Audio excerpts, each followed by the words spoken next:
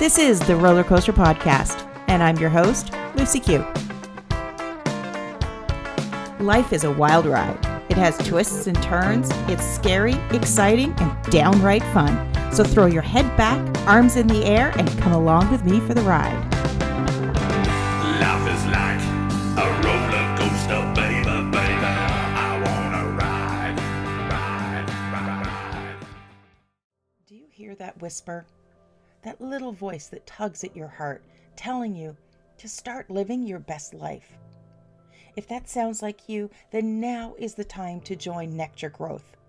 It's the only place online where you can connect with and learn from great coaches with different areas of expertise. Why live another day not believing that you're enough, not seeing all that is possible for you? Why live another day dimming your own light? Nectar is the perfect place for you to discover the real you and uncover who you're meant to be. Life is a journey that we are not meant to walk alone. Nectar gives you a nurturing and supportive community to walk with you on your journey.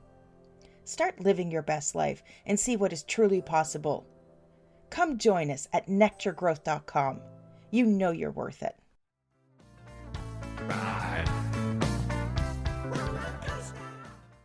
Imagine, in the blink of an eye, going from being a professional athlete to barely being able to walk up the stairs.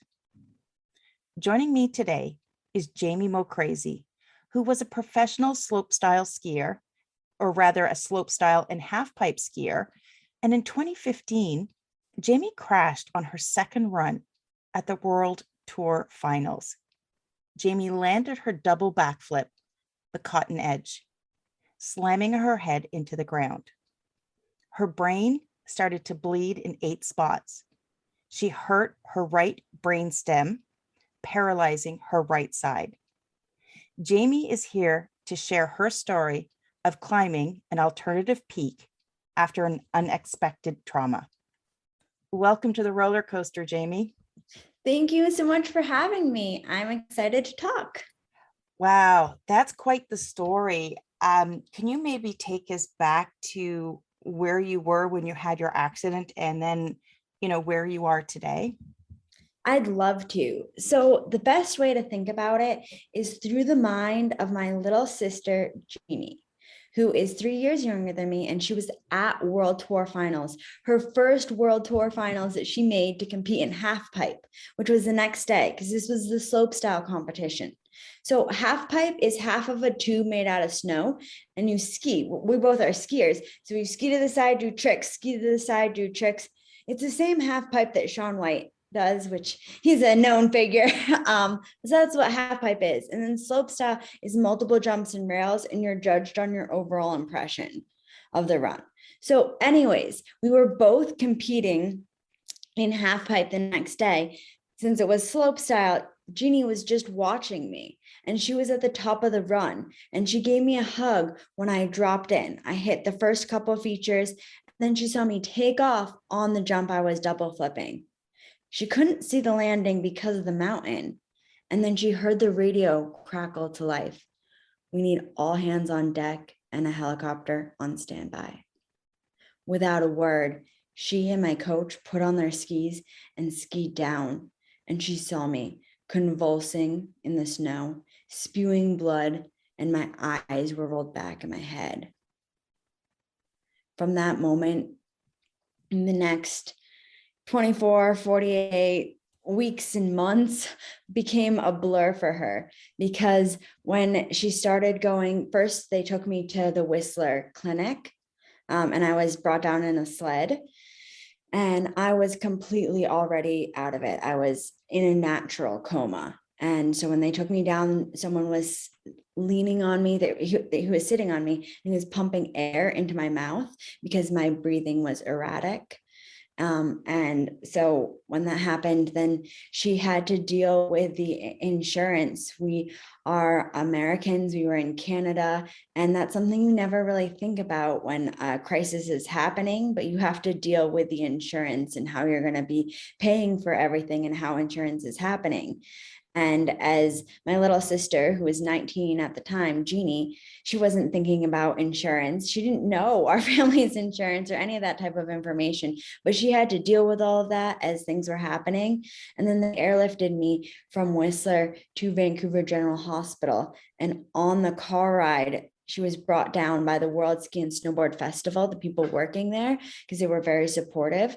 So they brought her down. And on the ride down, she was sure that by the time she got to the hospital, she would have gotten the call that I had passed.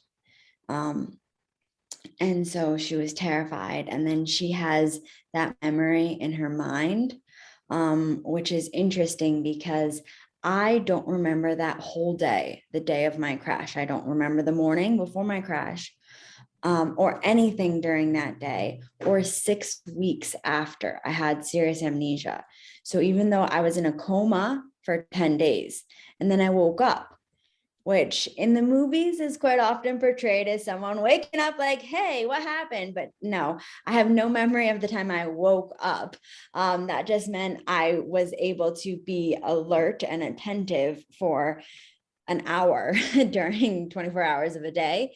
So it's a really slow wake up time. And my serious amnesia lasted for 6 weeks. So I have no memory of that time in my life. And my sister Jeannie and my mom were who are both very relevant in my current life and creating MoCrazy Strong, which we'll get to.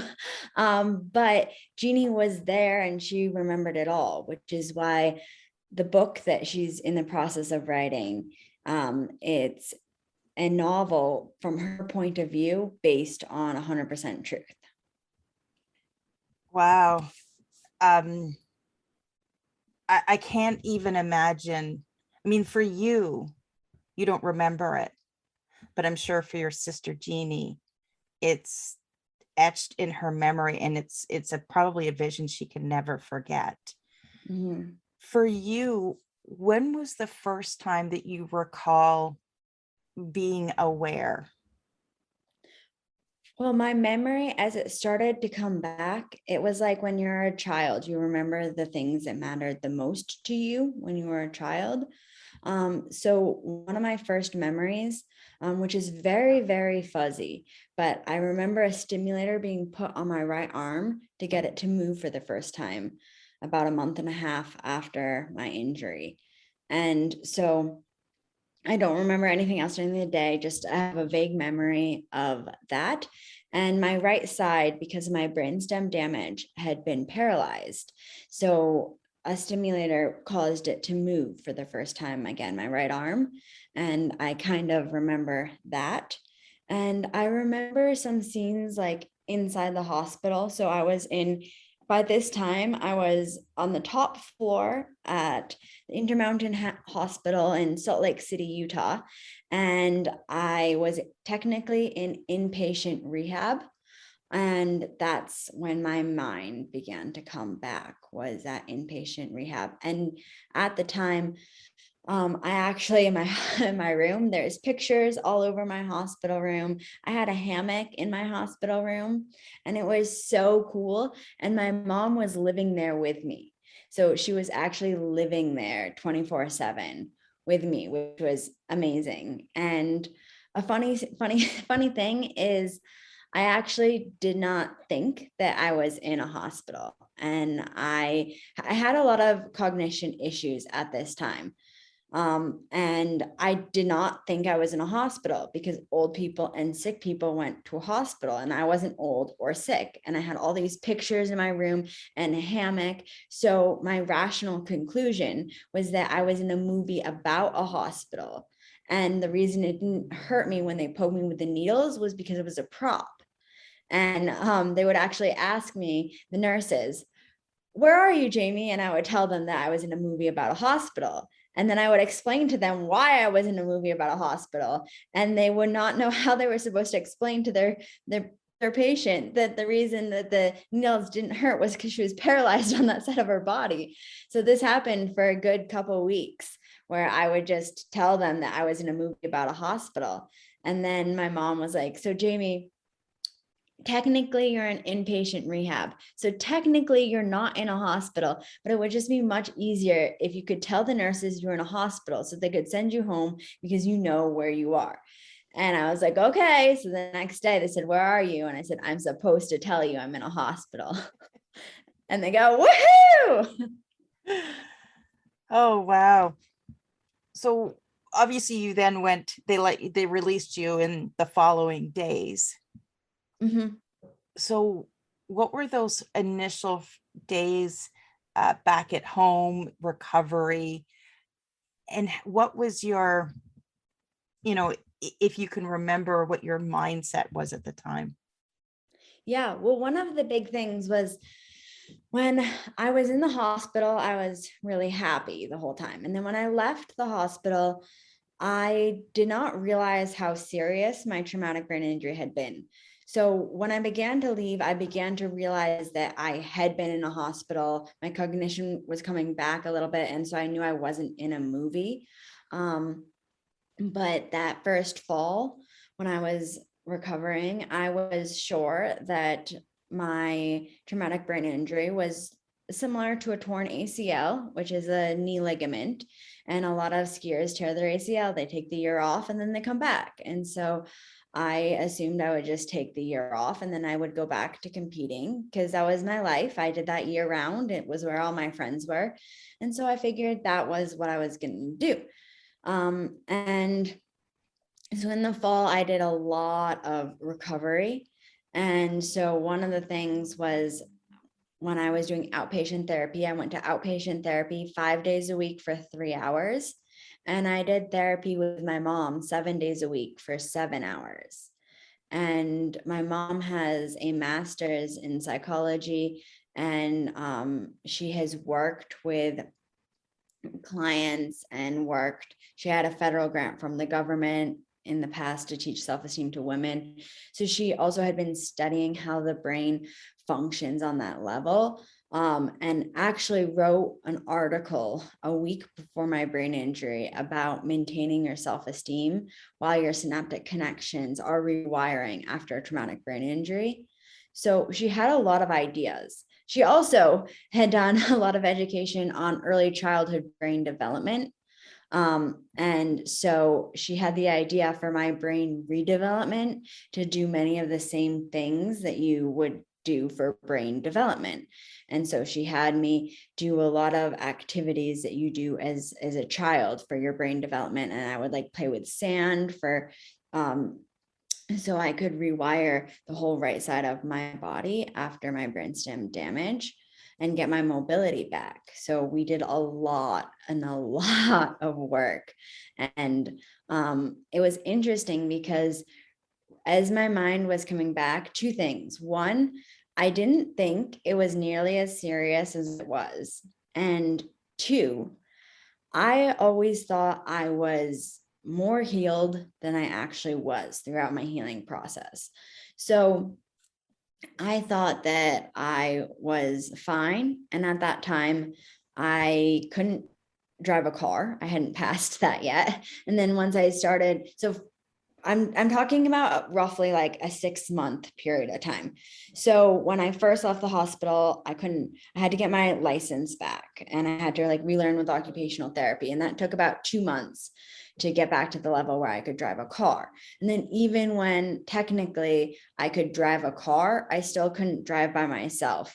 And when I would take the car and drive down from my neighborhood to our grocery store, which is about a mile and a half away. I was living at my mom's house in Park City, Utah, and drive to the grocery store a mile and a half away. I would get lost on the way and I would have to call my mom and be like, I don't know what I'm doing. I'm sitting at a stop sign. I don't know what I'm doing. And so she would never let me, my mom would never let me drive at night on my own for roughly a year-ish after my brain injury. Now I'm completely independent and I live with my fiance in a house in Salt Lake City. So that's years down the road. But there's a huge healing process and it took so many years.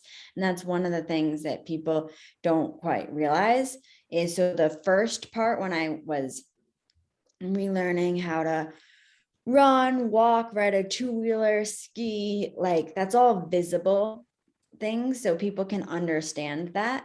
And then it was years and years to get my cognition to settle my emotions. And all of those points of healing are invisible. So people don't really understand that with traumatic brain injury, is that it takes a really, really long time and it has a lot of deficits that aren't visible. Throughout this experience, throughout your recovery, when you look back, what was the biggest thing you learned about yourself? Well, one of the biggest things I learned about myself was I learned a lot about myself during this process. And one of the things I learned was how to set attainable goals and focus on your attainable goals instead of thinking about your growth goals. Because when we think about goals, we quite often think of growth goals, which are big goals in the future. And sometimes they can seem overwhelming and depressing and scary because it takes so far to reach them. So to really focus on your attainable goals, and those are goals you can accomplish every day that are short-term goals, to take little steps towards reaching your growth goals. And that was a huge thing that started at the beginning. Like when I wanted to get back to skiing, that was a growth goal. And then I am back skiing. I am a skier. I stopped competing. I didn't want to go back to that circuit because I would have to push myself and fall, and there's a lot of danger tied to it. And life's awesome, but I did get back to skiing. And so when I couldn't walk upstairs by myself and I was like, I want to get back to skiing, that's a huge goal. And so I had to break down and set little attainable goals, like walking up the stairs in the hospital faster and faster, more flights of stairs every day. Those are goals you can accomplish. And then it's something that has stuck. And so now with my work that I do for MoCrazy Strong, our resilience foundation, and my motivational speaking, it's again something I have to remind myself all the time, because I have all these growth goals and ideas of ways I want to just blow up about things, and then all you can really accomplish is your attainable goals. So if you just set an attainable goal every day, you'll start taking all these steps. Yeah, and that's the thing. That's where people can get tripped up on goals, is they focus on the big picture, but then they forget all the little tiny baby steps you have to take along the way.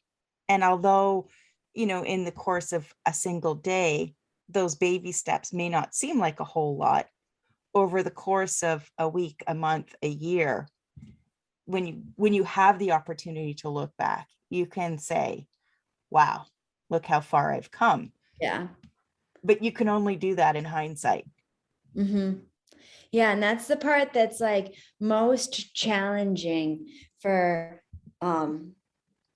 anyone who's trying to accomplish different things in life, is when you're setting the little attainable goals, it might feel like you're not moving anywhere. And so for me in my recovery process, it was interesting because for my traumatic brain injury recovery, I had so much support, and it was such a opportunity that people understood and was visible. So like when I couldn't walk up a flight of stairs, and then months later you saw me running and skiing, you could see the difference and you could watch it happening. But quite often you don't really see that difference happening, and you just need to know that you need to keep taking those steps, even if you aren't feeling that confident that you'll reach that end goal. If you stop taking steps, that's when you're going to stop making progress. But if you keep taking steps, you'll reach a fabulous destination. And it might be an alternative peak than what you originally thought, even without a trauma the same as mine. You might have some changes and variations in the path. I know that COVID caused variations to many people in paths that they took for granted to be happening. And so just because you have a variation of path doesn't mean you might not reach the same end result you want, or an even more beautiful peak with the better views. So just keep walking and you'll reach a great peak. Ah, I love that. I love that. So along the way, what did you do on those really hard days where you didn't necessarily have that belief in yourself that you did on the good days? What did you do to pick yourself up on those days? Well, one of the things I did was that first winter when I wasn't going to go back to competing and skiing. And there was a day when I was lying in bed and I was in the house by myself. And I thought, who's going to care if I get up today? And no one would care if I get up today because no one was there. And so that was really, really challenging. And so one of the things we did, which was actually Mama MoCrazy's idea, and I give her a lot of credit for it, because she wanted me to go back to school. And I didn't really see the point of it or thought it, but then I went back to Westminster College in Salt Lake City. And it was one of the best things I could do, because then if you're having one of those days when you don't believe in yourself and you don't feel like doing anything, you still got to get up and go to class. Your teachers are still there. So it gives you that sense of like a commitment.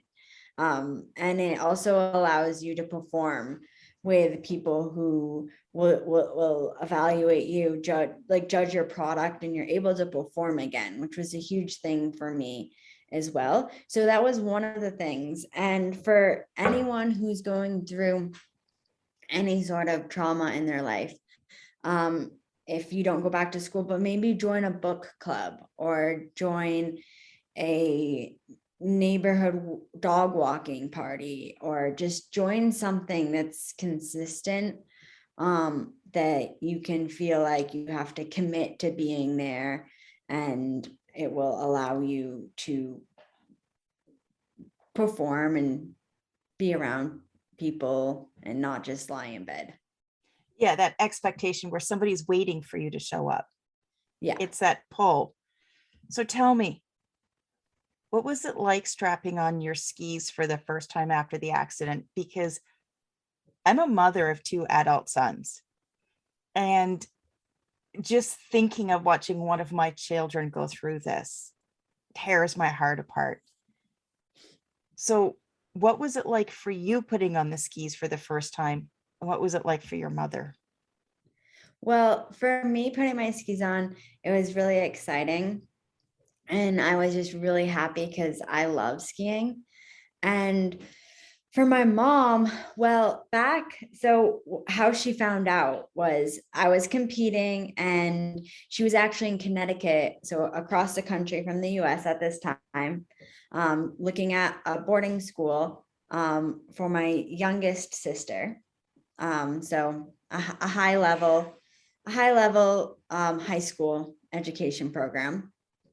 And she was staying at my dad's house because they are separated, divorced, but they still get along and stay at each other's houses. And so she was staying at his house and they were all on the beach, and she got a call. And the one thing she remembers saying is my daughter alive?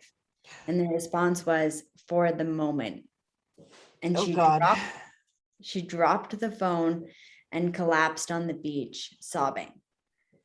And so she was terrified. And when everyone in my family arrived in Vancouver, my immediate family, in under 24 hours from different places. And I have two older sisters who were living independent lives at the time and in different states, from everyone, but they all got there. And she made the decision when she was arriving, she was going to love me, whoever I became. And she was going to every day do whatever was the personal best for me that day and help me grow. And one of the huge things in my recovery that she was very connected to is, in the hospital, I had some fantastic doctors, and my older sister is a doctor, so I think very highly of their profession. However, she will be the first one to tell you one of the biggest struggles with doctors is they go through so much training and you need to know the answer, and everyone's expecting them to know the answer. And with a brain injury, nobody can actually know the answer because the brain is so complex. And so I had doctors telling my mom and the rest of my family in front of me in the coma, actually, which I remembered and that affected me. And yeah. But anyways, so they were telling me, she'll never be normal again, and she won't be able to recover and get her, you have to be prepared that she won't be able to live independently, and you will be taking care of her for the rest of your life.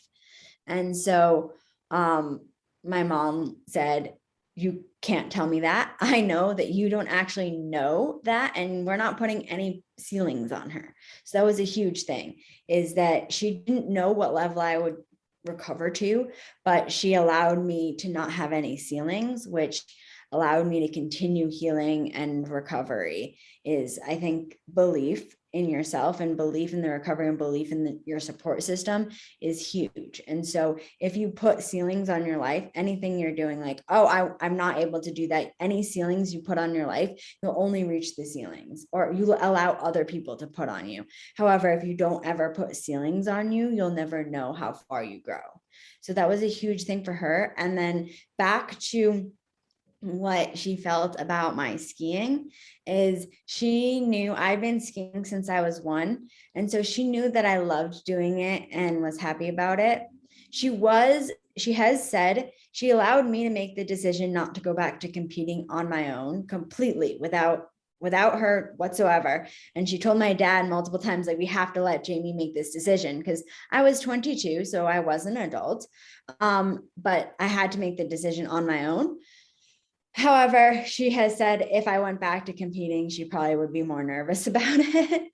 But with skiing, she knew that I was doing it really safely. And the analogy she used was, we all get in the car, and honestly, we could have accidents just as bad in the car, and we never really think about it. And however, if skiing makes me really happy and I get amazing days and I'm careful about it, we just have to trust that I won't have that another like fluke thing, but she was okay with it. Wow, Jamie, you've shared an incredibly inspiring story and I know people listening, I know you've pulled at their hearts. As we wrap up, do you have any final thoughts, words of wisdom that you want to share with our listeners? Sure. So words of wisdom, I would say, which goes back to a huge, what I learned was about setting attainable goals. And every goal you set, perform at your own personal best. So before my accident, I thought I understood your own personal best, because I was raised with that mantra, is being successful and always pushing and being on the top. However, after my accident, I realized my own personal best had gone from actually becoming the first woman in the world to do a double flip at X Games, so breaking ceilings and performing at a high level, to my own personal best was swallowing a glass of water. It took me a week to relearn how to swallow water because of the damage to my throat from my feeding tube. And it took me my own personal best was walking up a flight of stairs completely by myself, or my own personal best was making a sandwich. So your own personal best changes every day. And if every day you perform at your own personal best, you'll surpass any peaks you thought and just get higher than you ever expected. So perform at your own personal best when you set attainable goals. And if you'd like to know more information, our website is mocrazystrong.com. And my Instagram handle is mocrazystrong, and Facebook is mocrazystrong. And if you reach out and contact me, I will respond. And so I look forward to talking to you. And I hope that I inspired in some way, because Everyone goes through struggles and challenges in their life. And if you just believe that you can just keep taking those steps and climb an alternative peak and create your own luck, there's a lot of building habits goes into creating lucky opportunities you receive. So we can all live lives that we want to live and are wonderful. Jamie, thank you so much for joining me today and sharing your story. Oh, and before I forget, if you're listening and you want to connect with Jamie, make sure you check out the show notes. I will have all of her links in there. And Jamie, thank you. Thank you.